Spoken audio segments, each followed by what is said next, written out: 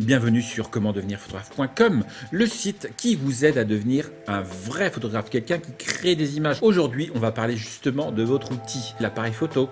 Allez, générique.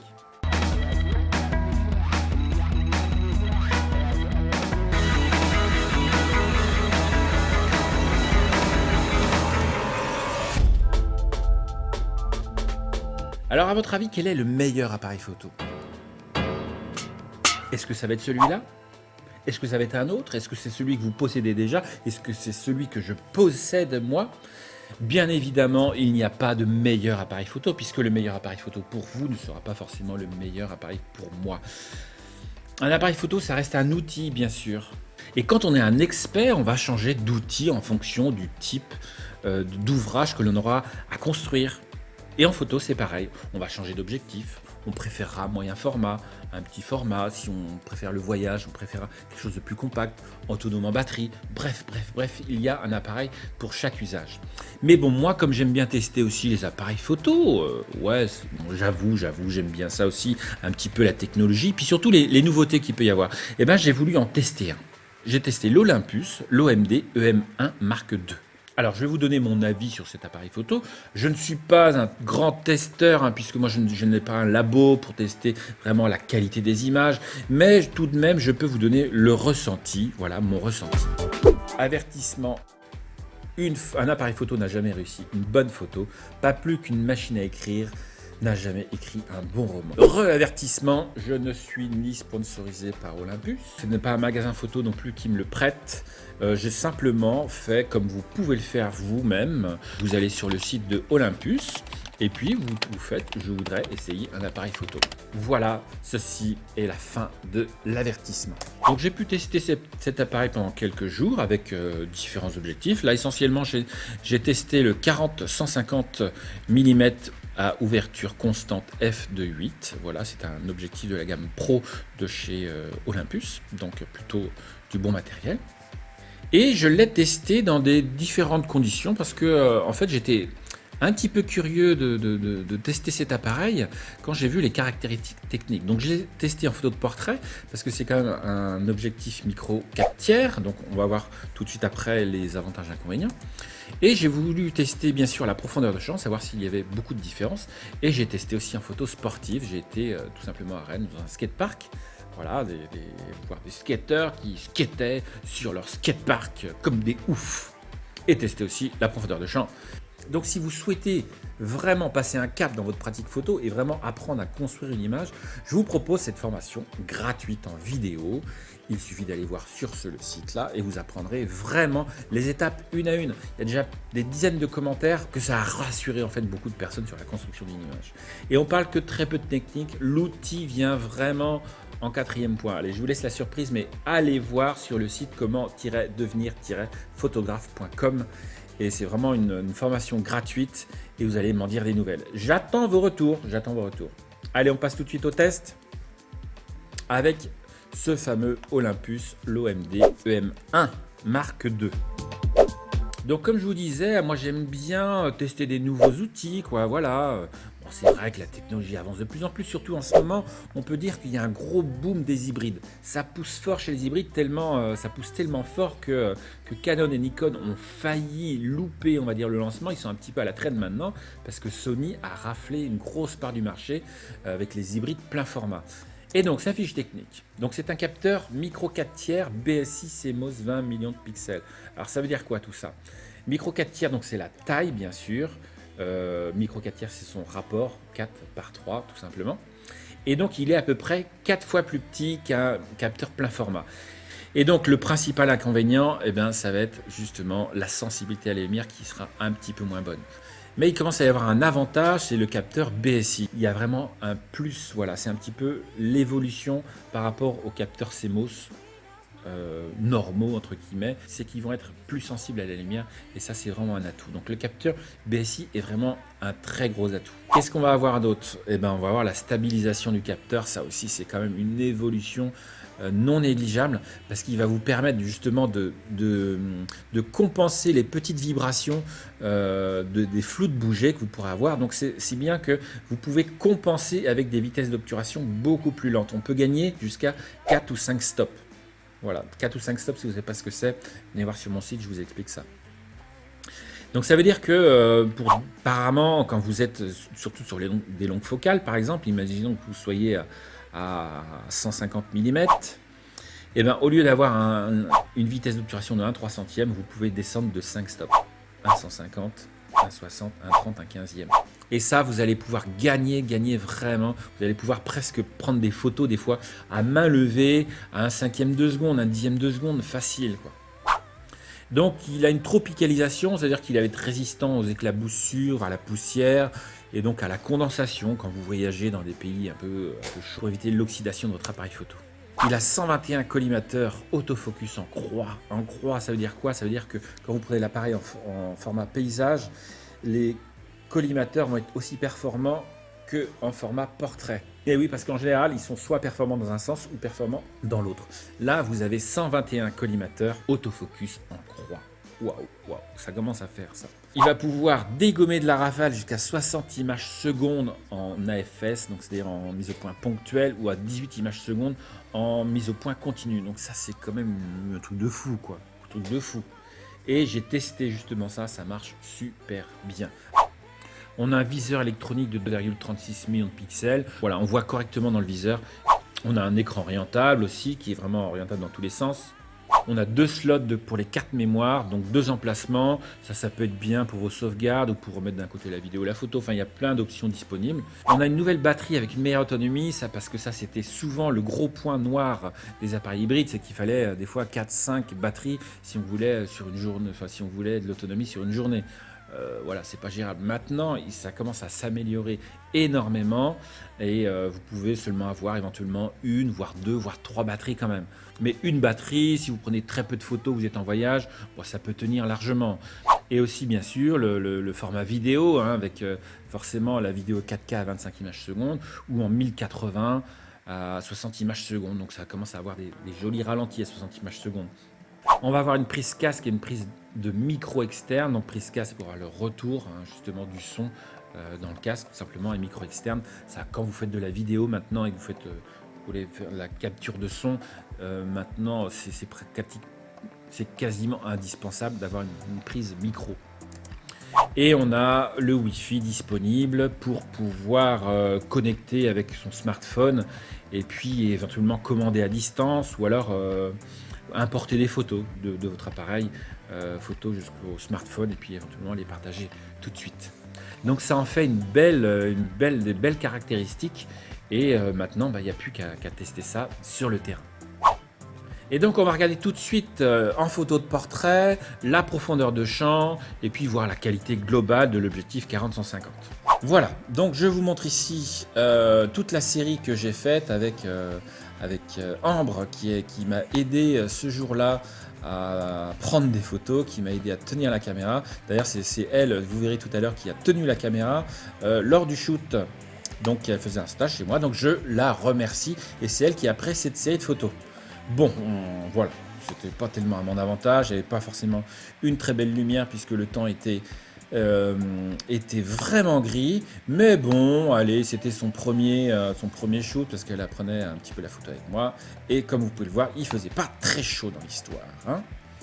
Donc j'ai testé la profondeur de champ et tout de suite avec cet objectif, vous pouvez voir les caractéristiques ici, on est à 1/320 de seconde, f2.8, ISO 200. Donc le but, c'était vraiment d'ouvrir au max pour voir les qualités de la photo, de l'objectif. Donc je suis à 150 mm.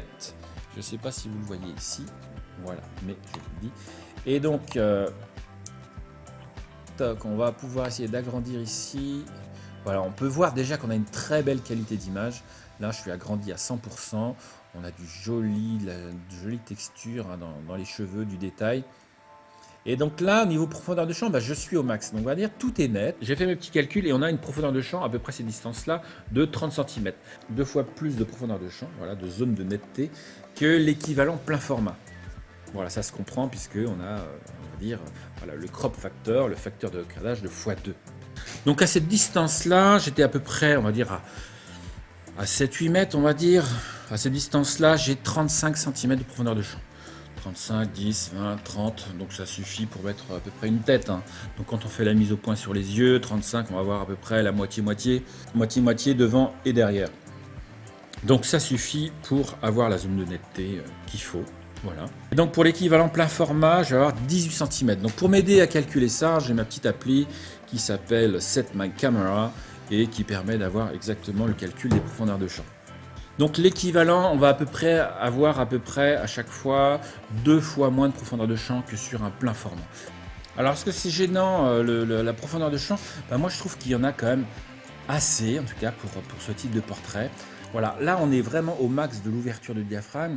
Ça veut dire que on ne va pas optimiser forcément la qualité de l'objectif à cette ouverture-là. Évidemment, ce n'est pas du plein format, mais pour un capteur micro 4 tiers, on a quand même une belle profondeur de champ assez réduite avec un joli flou d'arrière-plan. Voilà, on a fait une petite session rapide, hein. Ça c'était Ambre qui tenait l'appareil photo.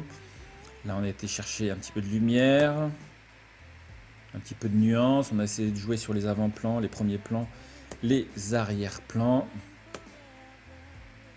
Oh, le regard de tueur. Bon, c'est pas facile de poser, hein.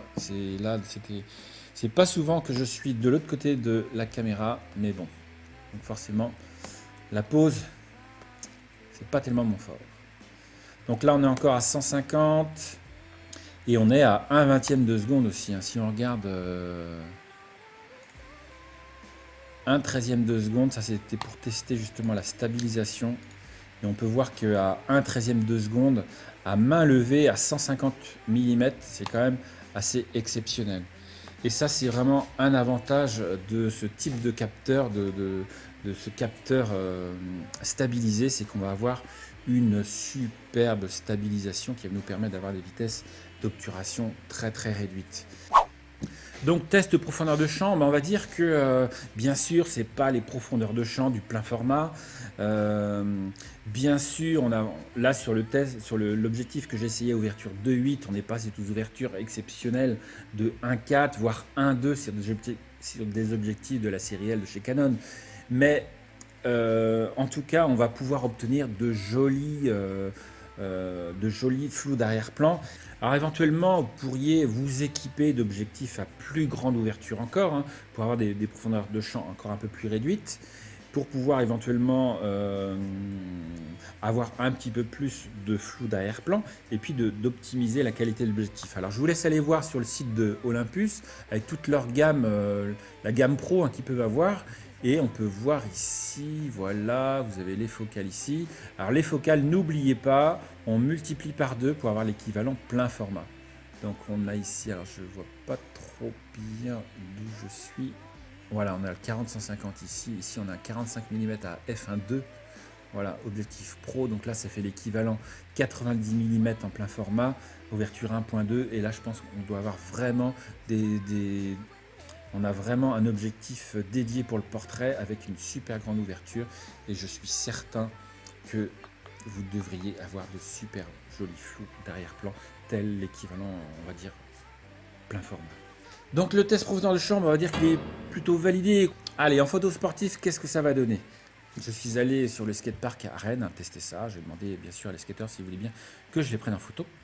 Et puis, je vous montre sur le terrain comment ça se passe. Allez, on est parti. Et puis, je voudrais encore remercier Ambre, qui était stagiaire avec moi pendant ces quelques temps, qui s'est bien amusé. Enfin, on s'est bien amusé ensemble. Il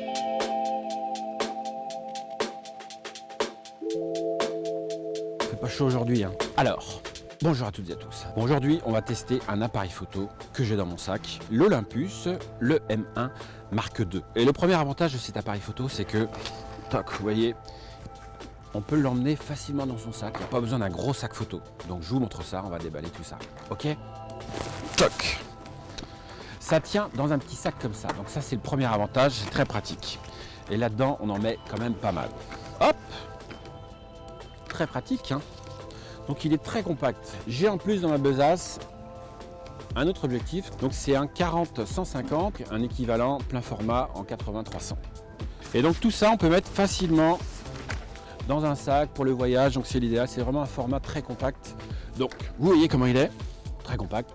Alors qu'est-ce qu'il a d'autre comme avantage ce petit boîtier? L'écran orientable, c'est quand même ça, une évolution qu'il y a par rapport au Mark I. Donc il est orientable dans un sens, on peut flipper comme ça l'écran, On peut le refermer bien sûr pour le protéger. Et on peut vraiment l'orienter dans tous les sens. Toc, toc, toc. On a les petites molettes derrière pour d'accès au menu. On peut avoir un accès ici rapide aux différentes fonctions d'autofocus, un bouton info, des petits réglages là. Et puis là, on a les molettes, double molette, donc molette avant, arrière, donc qui sont paramétrables aussi. On a bien sûr la molette de programme avec forcément les programmes, on va dire semi-automatiques, des programmes personnalisables, un mode vidéo, et puis là, c'est tout un mode de filtre. Sur la molette de gauche, on a l'accès aux fonctions autofocus, HDR retardateur, la prise de vue en rafale, et il y a tout un tas de boutons paramétrables. Au niveau des connectiques, on a un mini HDMI, nous avons un USB, une prise casque et une prise micro qui est juste là pour la vidéo. Donc il est vraiment très complet au niveau des connectiques et plutôt d'accès rapide. Voilà, pour toutes les fonctions principales. Le grip est assez costaud, on va dire, pour l'avoir bien en main. Et autre point essentiel, c'est la batterie. La batterie a quand même vachement évolué. On voit qu'elle est assez grosse quand même, hein, assez compacte. Elle a gagné en volume et en autonomie. Du coup, on a vraiment une autonomie suffisante. Alors, j'ai testé en conditions de spectacle avec, je crois que j'ai dû faire 2500 photos sur une prise et j'étais arrivé presque à 10-15% du reste de batterie. Donc, c'est vraiment une bonne batterie qui engrange bien, sachant que l'autofocus, la rafale, est assez gourmand en énergie. Bon, on va aller voir ce que ça donne sur le terrain. Je suis équipé avec le 12-40. Je vais peut-être changer d'objectif d'ailleurs. Je vais peut-être prendre le 40-150 pour aller voir un petit peu là-bas les skateurs. On y va? Allez, j'y vais.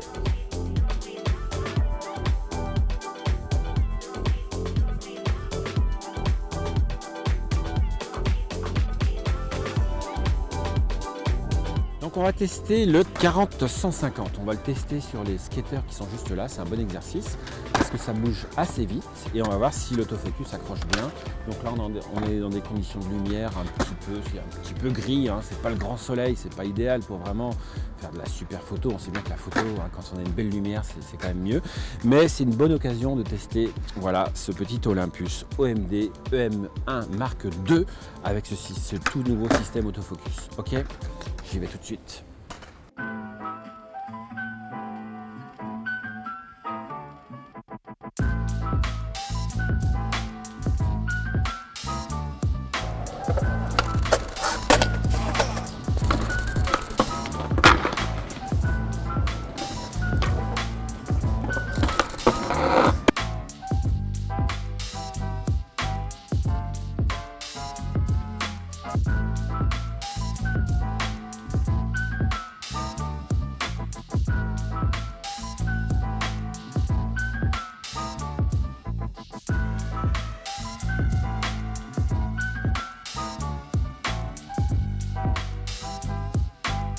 Bon ben voilà, vous avez pu voir, je me suis bien amusé avec ce petit objectif et surtout ce mode de autofocus qui est vraiment très réactif. Donc on retourne au studio et puis je vous montre toutes les photos, on va faire le débrief de tout ça. Ok? Allez, ciao, à plus. Donc voilà, c'est un appareil, donc vous avez pu le constater, j'arrête pas de répéter pendant ce petit reportage qu'il est vraiment compact, mais c'est vraiment le cas, quoi. Il est vraiment, on le passe partout, quoi. L'équivalent 300 mm avec du plein format, ça pèse une tonne, et j'aurais peut-être pas forcément pu l'emmener dans mon sac, sachant que j'avais quand même un boîtier plus deux objectifs, l'équivalent d'un 24-70 et donc d'un 80-300, quoi. Donc c'est quand même énorme, et ça tient, je vous dis, dans un petit pack. Bon, j'arrête avec ça, le côté compact. Je vais vous montrer maintenant quelques photos avec le système de rafale. Donc j'ai voulu tester ça et franchement j'ai enquillé. J'ai dû faire 1500 photos sur peut-être 20 minutes, 20-25 minutes. Donc j'ai testé la mise au point continue donc à 18 images secondes. Ben, ça fait quelques images sur la carte mémoire. Ça en fait peut-être un petit peu trop. Mais bon, voilà, on va pas se plaindre, hein. On veut de la rafale, on en a. Alors, qu'est-ce qu'on peut faire avec ça? Donc, on peut voir, hein, que la difficulté souvent en photo de rafale comme ça, c'est d'avoir un suivi d'autofocus et d'avoir que la mise au point se fasse en continu. Donc, on peut voir ici déjà que c'est plutôt pas mal fait. Je vais vous montrer des séquences comme ça. Voilà, des séquences. Donc, c'est non retouché, fichier brut. Donc là, je suis ouvert à 2.8, hein, là je suis un peu plus loin. La profondeur de champ est beaucoup plus grande par contre ici. Il y a beaucoup moins de flou, on peut moins isoler le sujet. Mais on peut voir que le sujet...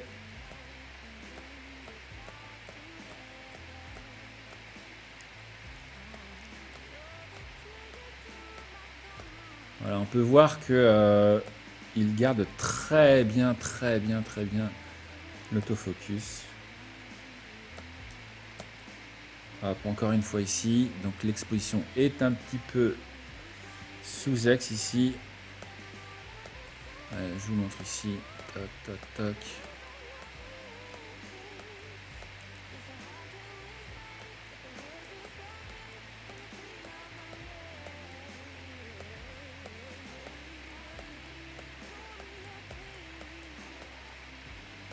Et on va dire qu'elles sont pratiquement nettes tout le temps, hein.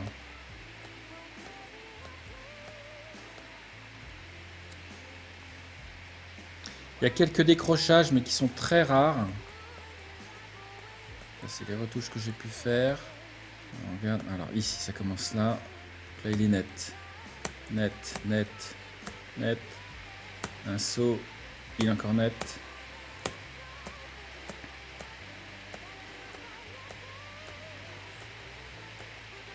Et là, il commence à être un petit peu moins net.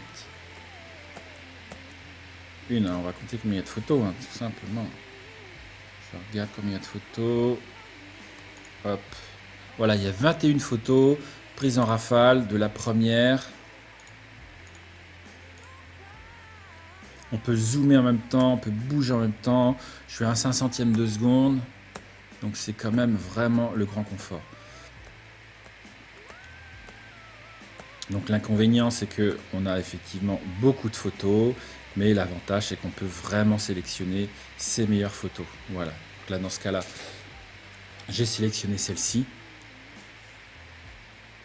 Donc c'est vraiment un outil super performant. L'autofocus avec ses 121 collimateurs est super performant. Donc moi, je dis bravo. Et donc, quels sont les avantages, inconvénients de ce type d'appareil ? Je dirais les avantages, c'est son poids, sa compacité. Ça, j'en ai assez parlé. Je ne vais pas revenir dessus. Les performances globales, hein, en rapport de qualité d'image, même avec un capteur micro 4 tiers, on peut le dire. Maintenant, les capteurs micro 4 tiers, on va dire, sont quand même vachement performants, quoi. La tropicalisation, c'est comme un avantage aussi à partir du moment où on voyage un petit peu, quoi. Et puis pour éviter l'oxydation, la stabilisation du capteur sur 5 axes, ça c'est quand même un gros bouleversement sur les nouveaux appareils qui arrivent, les petits hybrides. L'écran orientable aussi, ça c'est très pratique aussi. L'autofocus super efficace et la rafale super impressionnante. Et l'autonomie en batterie qui est en net progrès. Donc ça, je trouve ça top. Les inconvénients, on va dire, c'est la taille du capteur. On va pouvoir éventuellement trouver certaines limites quand même. Voilà. La limite, c'est vrai que de la taille, ça va être la montée en ISO. Au-delà de 3200 ISO, allez, il faut pas trop s'y aventurer quand même. On va voir nettement on va voir apparaître le bruit numérique. L'autonomie en batterie, donc ça peut être un inconvénient aussi. Ça dépend de votre usage aussi. En tant que pro, ça peut être un inconvénient d'acheter 3-4 jeux de batterie, mais c'est en nette amélioration. Le viseur électronique aussi est de 2,36 millions de pixels. Il est confortable, suffisant. Je pense que ça devrait s'améliorer dans les jours à venir. Et donc, sera-t-il votre meilleur appareil photo ? Ça dépend de vous, ça dépend de votre usage. Mais j'aurais tendance à dire, si vous êtes voyageur, j'ai tendance à dire, ouais, ça va quand même être un avantage. Voilà. Parce qu'il est quand même super compact. Moi, j'adore ça, hein.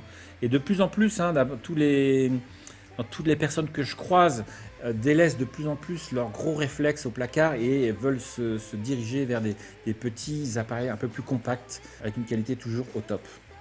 Donc ça va être idéal en voyage, c'est vrai, parce puis en plus, il est super polyvalent. Il a une grande large gamme d'objectifs Lumix, Panasonic, Olympus. Et oui, les deux marques sont compatibles. Donc pas besoin de bac d'adaptation, des choses comme ça. Que ce soit chez Lumix ou chez Olympus, vous pouvez utiliser les mêmes objectifs. Et oui, donc vous pouvez avoir accès à une large gamme pro, hein, vraiment, parce qu'ils font vraiment de beaux outils. Et donc ça va être idéal aussi pour la photo animalière, parce que l'équivalent des longues focales, genre d'un 300 mm, va prendre très peu de place, et surtout au niveau prix. Et ouais, au niveau prix, ça va être nettement moins cher qu'un équivalent 300 mm avec un plein format. Et en plus, avec la rafale, toc toc toc, moi je dirais que ça va être vraiment un gros avantage. Et forcément, la photo de sport aussi. Donc voilà ce qu'on peut dire sur ce superbe appareil photo Olympus. Donc ce test a été réalisé pareil, hein, en toute impartialité. Moi j'aime bien tester des nouveaux outils. Voilà, je considère ça comme des outils. Et dites-moi vous si vous êtes prêt à passer à l'hybride, parce que je sens que l'hybride est en train de tout rafler et à mettre votre réflexe au placard. Et n'oubliez pas, si vous voulez vraiment apprendre à construire des photos, allez voir la formation. Comment passer de simples clichés à de véritables photos d'art. Allez-y maintenant. Et moi, je vous retrouve la prochaine fois pour une nouvelle vidéo. Allez, ciao, merci et à bientôt.